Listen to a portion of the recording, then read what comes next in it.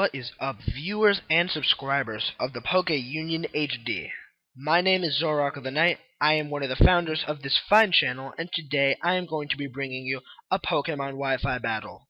This was a battle I had against my good friend Latsu7, an RU battle, as you can likely see from the team preview.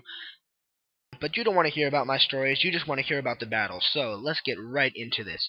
As you can see, I am going to be using Archeops, Crawdon, Qwilfish, Cryogonal, Sceptile, and Moltres, while my opponent has Manectric, Qwilfish, Sandslash, Entei, Lilligant, and Ninjask. So basically we both have huge threats, some a little bit awkward, such as my opponent's Ninjask, but that does not matter because it's still very threatening nonetheless, being so fast. But I can clearly see that the biggest threat to my team, on my opponent's team, is going to be his Manectric, because the only two Pokemon that can take it on are going to be my Archeops and my Cryogonal. Archeops can outspeed, but is hindered by Stealth Rocks, and not to mention its horrible ability makes it easily incapacitated should it be at less than half health, which is never good if you need it.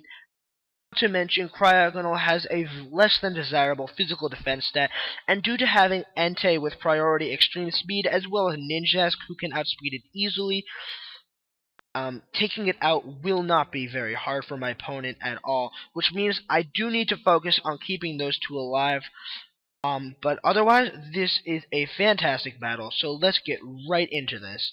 As you can see, I am challenged by Latsu7, and I am going to lead off with my Archeops because I am a Choice Scarf Archeops, and I can successfully lead with this and outspeed everything on his team switch out, or just go for a powerful attack, as I do here, as I want to take him out with the Earthquake, so I do choose to go for that, but he switches out into Qwilfish, and look at this. This is a -1 unstabbed Earthquake with a Jolly Nature, not even attack boosting, and it does over half to a physically defensive Qwilfish.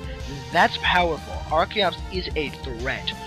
So I want to get rid of this Qwilfish quickly, so I'm going to go for another Earthquake, as he sends in his Sandslash to take that, and he does so very nicely. So here, I think he's probably going to go for the Stealth Rocks, so I want to threaten him out with my Cryogonal and spin them immediately, but this man, being a very good player, predicts this and goes for the Stone Edge, or perhaps he doesn't, predicts me to stay in for whatever reason, but either way, my Cryogonal goes down in the process, which is very bad, because his Manectric is now that much more of a threat. Here I decide to send in my Crawdon because I should be able to set up a substitute and set up a couple of Dragon Dances and potentially sweep his team should he not have some random move I would not expect. So here I'm going to set up the substitute on his Qwilfish, and I should be able to set up some Dragon Dances here without a problem because Qwilfish will not be able to break my substitute with a Waterfall, and I don't believe it has Taunt because he probably would have gone for it there if he did. So here he switches out into Nitrous Oxide, his Ninjask, and I do set up a Dragon Dance, which means I am at +1 speed and neutral attack, which is still not something you want to mess with because Crawdon is naturally very powerful. But he does go for the U-turn here, break my sub, as I am just going to go for another Dragon Dance here because I want to get to as much speed and power as possible. He is going to make a very good play here and switch back into his Qwilfish to get me back to the neutral, but I am going to go for another Dragon Dance, and I'm going to be back up at +1, which means this is starting to look very good because I'm basically set up, and I feel like I'm ready to sweep. However, I do want to set up a substitute because I don't think that he will be able to do much of anything to me, so I do set up a sub. I want that barrier, but that does cost me because he goes for the Haze and eliminates all of my boosts, which really sucks because now if I want to sweep, I can barely set up. So if he has anything that can live an attack, he will be very good to go. As here he's going to switch out into his Nitrous Oxide Ninjask, as I'm going to set up another Dragon Dance, as I am behind the substitute. He can't really do very much to me.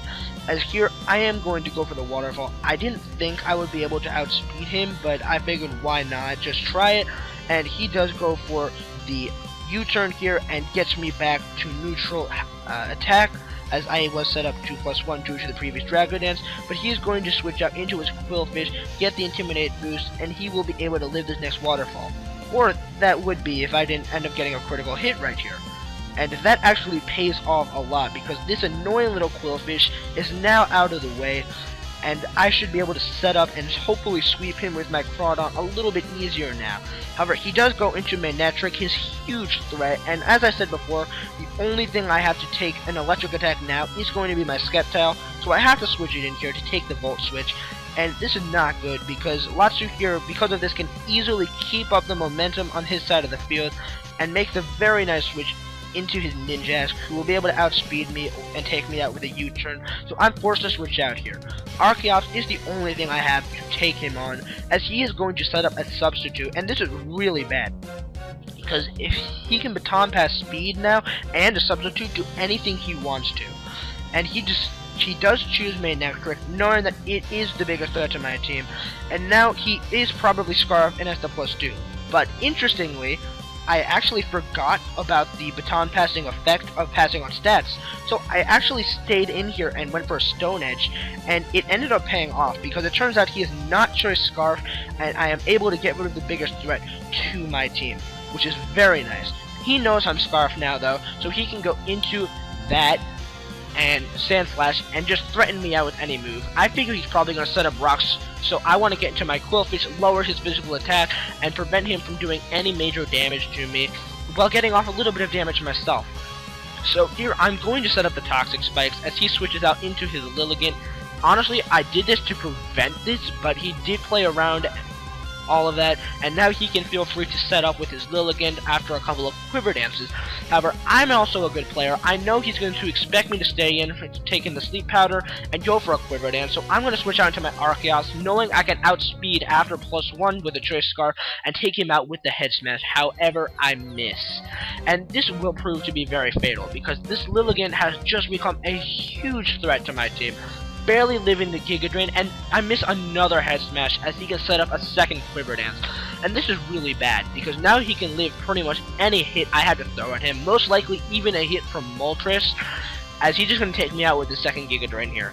And I figured he'd probably just a normal set with HP Rock, Giga Drain, and Quiver Dance, and Sleep Powder, so I'm going to go into my Sceptile here. I know I can live in HP Rock from that amount of health, get the Bataya Berry boost to outspeed, and then I should be able to take him out with 2 +1 Focus Blast, but it turns out he actually has HP Ice, and that will work into my favor, because I can go into my Moltres now, and I know the only way I can win is if he misses the Sleep Powder, or just doesn't go for it at all, or if he hits, I get the first turn Wake.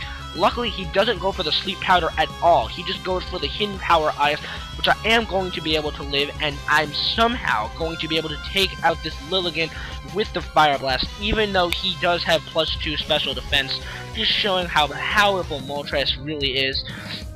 So yeah, luckily this big threat has been eliminated from the field, as he's just going to go into his Ninjask here, U-turn out, taking me out. I thought maybe he would set up a sub, so I tried to go for the Roost, but it turns out he does not. He just takes me out with a U-turn, and he can here U-turn out into his Entei, which is not a threat, because my Quillfish is still alive and at a very large amount of health, I believe full or almost full.